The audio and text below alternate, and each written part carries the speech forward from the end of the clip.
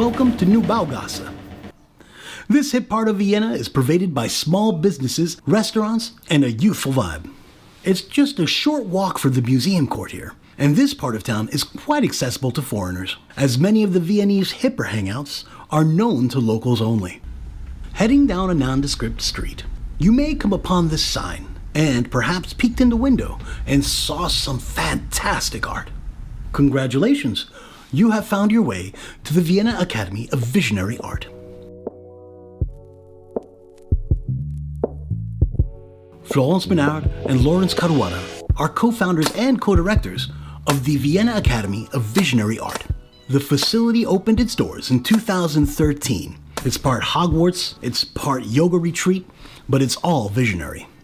While the school is named for visionary art, it in fact claims lineage to a preceding movement born in postwar Vienna named Fantastic Realism.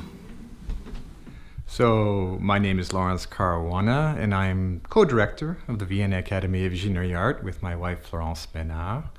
And we're standing here in the Academy of Visionary Art. More specifically, we're down at the street level where we have our cultural space, and behind me over here, through that courtyard is our studio where we have our students pretty much from around the world, from India, from Taiwan, from all parts of the USA and Europe, who gather there, who come together and they study painting. And we are specifically doing visionary art. That's why we're the Vienna Academy of Visionary Art, where we take classical techniques of painting and we marry those with the pursuit of vision in painting.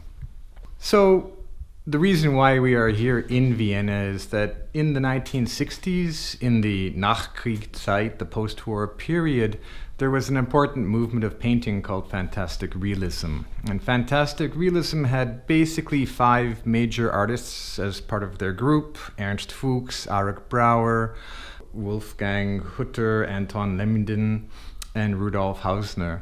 And those 5 became very recognized and well known within Europe in that period of the 60s, and actually they were the ones who brought flower power and psychedelics and so on to the mainstream in Europe in the 60s. They were part of that whole 60s movement. So I basically learned this technique of painting, which is a layered technique of painting called the Misch technique with Ernst Fuchs, and it revives a classical technique of painting which is quite rare. Ernst Fuchs was born in 1930 and was directly influenced by many in the secession movement. This Austrian painter would prove to be a leader in the arts community, all the while forwarding the progress of fantastic realism. This misch, or mixed, combines layers of egg tempera, oil paints, and resin to create a lustrous effect upon the canvas. In addition to learning the misch technique, the curriculum includes various guided meditations, allowing students to unlock subconscious images that they can then bring in and use to influence their painting style. Students are also required to prepare and hang a full exhibition, making for a dynamic experience. But how necessary is meditation to visionary art? So nowadays, or since forever, I guess, people always need healing, and the older you get, the more healing you need. And the fact of going into yourself by doing those inner journeys, we call them, or guided meditation, is not just about finding the images that you want to paint. It's an inner process that you're going through for your own healing purpose, and then you bring it through the image to kind of let it out. And when you show it to the world, people relate to it, because some people might have the same kind of feeling that comes out, and this painting is like a mirror, it's like a reflection of yourself. I started to receive a lot of requests from other artists as to how this technique could be transmitted, since I learned it directly from Ernst Fuchs in the manner of master and apprentice. I was fortunate that I found an eco-village in Italy on the Mediterranean coast, and there I started to transmit this Misch technique every summer.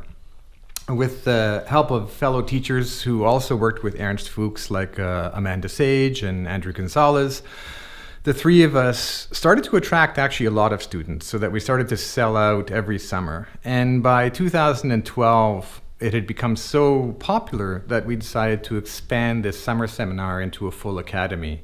It was this eco-village of Torre Superiore where many practitioners of visionary art first found themselves as students.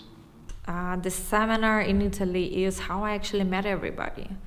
I'm teaching a class in mesh technique and contemporary adaptations of this old painting technique.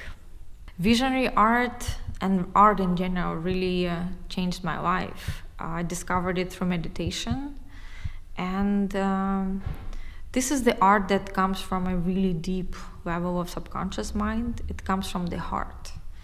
It doesn't come from the ego that wants to be famous or wants to be recognized. It comes from the depth of the subconscious mind, and it shows us who we truly are. So I'm co-directing the academy with my husband Laurence Caruana. We created the school, the Academy of Visionary Art, together. And at that time I wasn't painting at all. So when we decided to create the academy, I decided, okay, I'm gonna just try something out because I need to know what you guys are doing, since I'm gonna be, creating a school with Laurence. And I was struggling on this drawing, but I was like, okay, I'm just gonna try, right? And at the end of the first week, I managed to see something that looked like myself in the eyes of that portrait. And I started mixing the paint, and I really loved it, and just something magical happened when I picked up the brush and started mixing the colors and put it on the painting. I just loved it. And now I can't stop. I have 1 day a week to paint because I'm quite busy, so every Friday is my painting day, and it's the most precious day of the week. As the saying goes, it takes a village to raise an academy, and a school is only as good as its teacher. Vienna, much like the individual, has been in a constant search for its true identity through the arts. We are blessed to have the vision to trace these successive generations of movements. Art is inherently reactionary. It is in places like Vienna, where discussion inevitably turns to the avant-garde, that new waves can be found always just around the corner. By the time this production is aired, the Vienna Academy of Visionary Arts has closed its doors, an economic victim to a tragic pandemic. As a primarily international school, it has become a victim of its own successes, as enrollment was overwhelmingly sourced from outside the country at a time where travel measures have been strictly curtailed. So I ask you...